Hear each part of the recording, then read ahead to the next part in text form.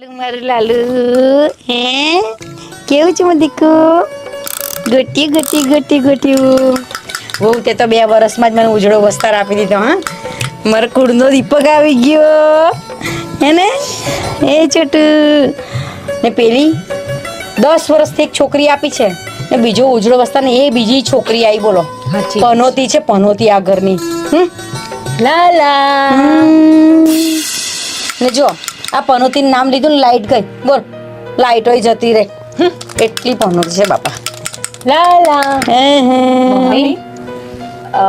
Mummy પેલી આવી ભાભી હાલ તમારો લાલો રમે છે ને તો થોડી વાર મને ઘોડિયું આપો ને. આ મારી ચકુડી જાગી ગઈ છે, રોવે છે ને સુવડાવી છે મારે. ભાભી અને હવે સુવાનો ટાઈમ થયો છે ને ઘોડ્યું છે ને મારા લાલા માટે છે. તમારી છોકરીને છે પેલા હાડી બાંધીને હુડાવો વાડામાં ઝાડવા નીચે જાઉં પણ બહુ મોટા ઘોડિયા વાળા આયા. મમ્મી વાડામાં તો તડકો આવે છે, હું તડકામાં કેવી રીતે સુવડાવું એને? તાર બાપના ઘરમાં નહીં મોટી થઈ તડકા મુઈન તઈ છોડો હોતો આવી છે હે જા ઘોડીમાં લાલાનું છે. પણ મમ્મી તમે મને અંદરના રૂમમાં પણ તો હિંચકો નહીં બાંધવા દેતા. હું સાડીનો હિંચકો બાંધતી હતી ને, તમે એ પણ છોડાઈ નખાયો. તે વાડામાં પણ છે ને પેલી ગોરસોમલી એનો છોડો આવશે થોડો નહીં તો લીમડા નીચે બોન જા. મમ્મી માથા પર ગરમી થાય છે.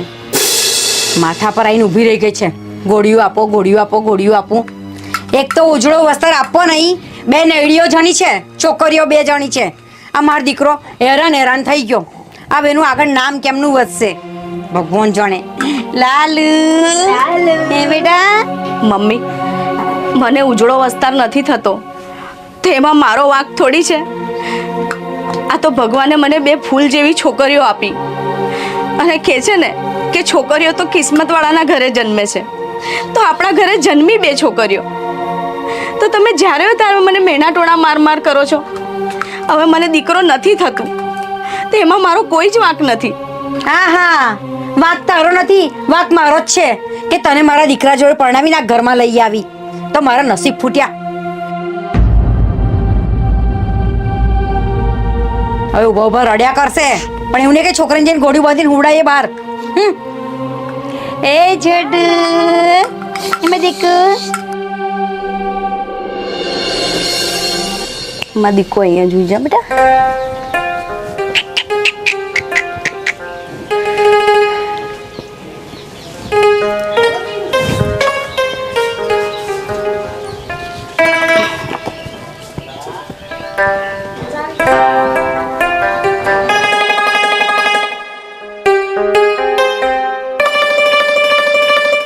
મમ્મી મને એક નવું બેગ દિલાવો ને, મારું બેગ ફાટી ગયું છે.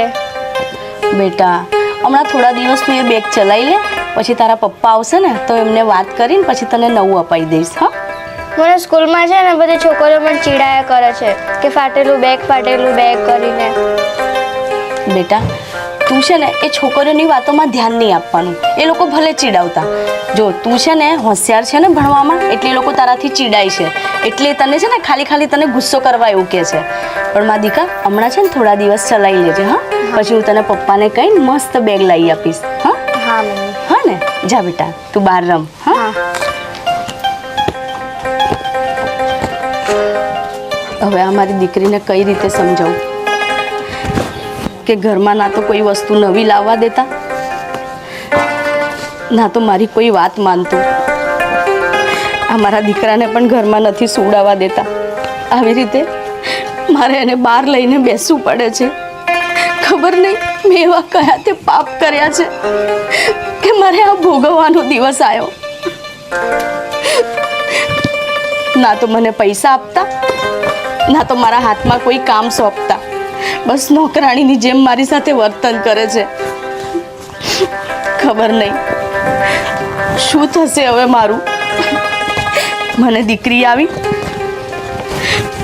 તો મારી પર આરોપ મૂકે છે તું મનહૂસ છે.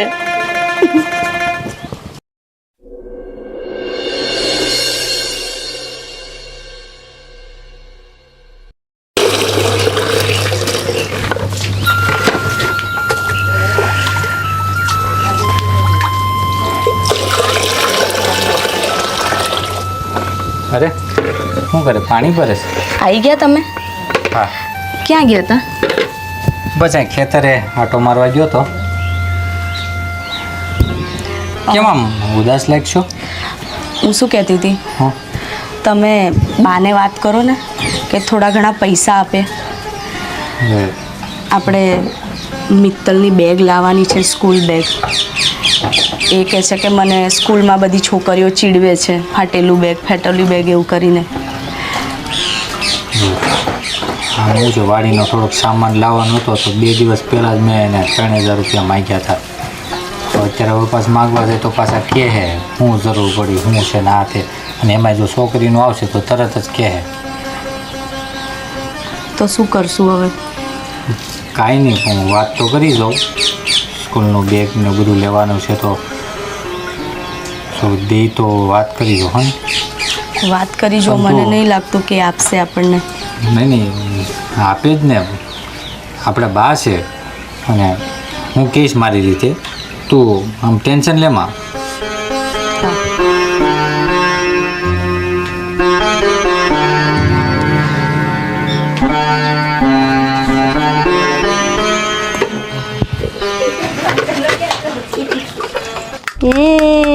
લા ડમ ડમ ડમ ડમ ડમ ઢોલકી વાગ્યું. ડમ ડમ ડમ ડમ ડમ ડમ મારું લલ્લુ.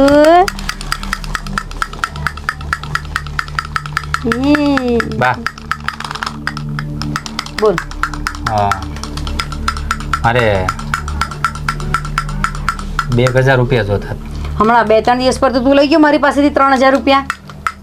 અરે હું લઈ ગયો 3000 રૂપિયા, પણ એ તમને ખબર છે ને મશીનના લીધા ને, મશીનના સામાન ને બધું લાવવાનું હતું તે. તો હવે શું કરવા જોઈએ છે? આપણે મારી છોકરીને ઓલું સ્કૂલ બેગ તૂટી ગઈ છે ને એટલા માટે એને લેવી છે. તે સ્કૂલ બેગ તૂટી ગઈ તો રિપેર કરાવી દેવાની. આ માર જમાનામાં તો હું ઠેલ્યો લઈને સ્કૂલે જતી હતી ને ચંપલ હો પગમાં નહોતા.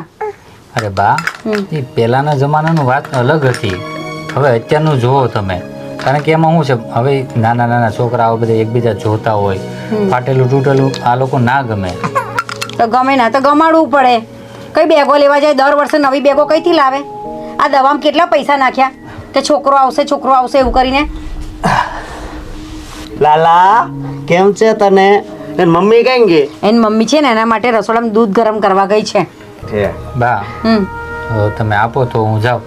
શું આપું? એને શું જોતું છે? પૈસા. આ પરમ દિવસ તો 3000 લઈ ગયો અને આજે પાછા માગે છે. બોલો તો અત્યારે મોટા ભાઈ કેમ પૈસા માંગે છે? આ છોકરીને દફતર લેવા માટે.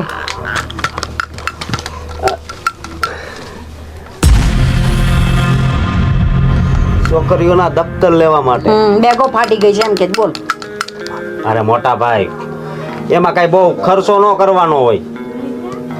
આ જૂના દફતર છે એમાં શું વાંધો છે? એ લઈને જ ભણવા મોકલવાનું હોય. વાંધો હોય ને તો જ માગ્યા હોય, બરોબર છે.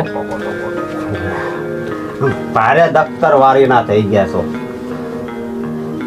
આ એન બૈરીન છોકરા માટે કેટલી દવા કરાવીને કેટલા પૈસા જતા રહે એ નહીં દેખાતું ને પૈસા પૈસા પૈસા કરી દેખી રહ્યો છે. પણ બા દવાખાનો આવે તો દવાના ખર્ચા તો લાગે ને. અને કઈ ભણી ની કઈ મોટી અફસર તો નથી બની જવાની ને તમારી દીકરી. એમને લોકો વિદેશ જાય છે. હવે જઈને એને હારે જઈને કોમ જ કરવાનું છે ને, બીજું શું કરવાનું છે? કામ તો બા બધાને કરવાનું હોય, પણ એનો એક પીડિયર હોય. હવે મોટા ભાઈ એ બધું અમને સમજાવશો તમે? હું સમજાવતો નથી. મારી છોકરીને દફતર લેવાનું છે ને એટલે 2000 રૂપિયા મેં માગ્યા છે. એમાં હું નવીન થઈ ગયું? બોલો. એને મોટી ભણી ગણીને બેરિસ્ટર બનાવવાની હોય એ વાતો કરે છે.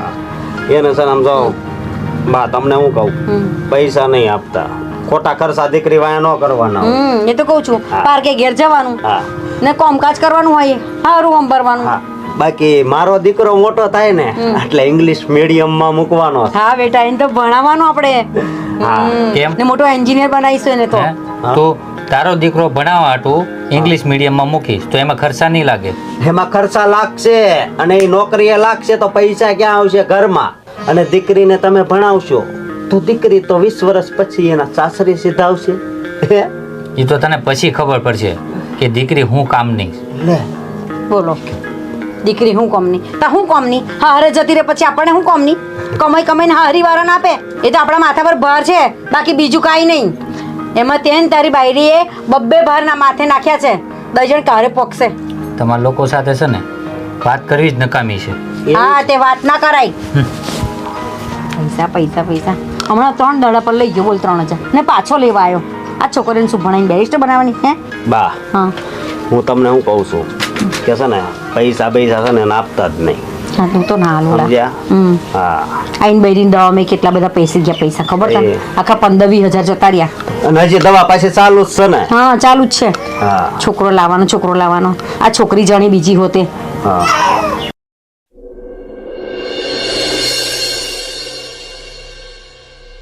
અરે વાહ મારા બેબી દીકા સાથે સાથે રમે છે અરે બાપડે કોણ છે ભાઈઓ છે એ અરે બાપડે લે. ભાઈઓ છે એ મારા લાલાને હું ગોતીને થાકી ગયો પણ આ તો પનોતી પાસે બેઠો છે ભાભી મારા લાલાને છે ને તમારા હાથ નહીં અડાડવાનો હા તમને કહી દઉં છું હું કહું સમજ્યા પણ અશોકભાઈ આ બે જણ એકલા પલંગ પર હતા એટલે હું જોડે આવીને બેઠી ક્યાંક તમારો લાલો નીચે ના પડી જાય એટલે મેં એને હાથ લગાવ્યો એવું હતું એટલું ધ્યાન તમારે લાલેનું રાખો ને હે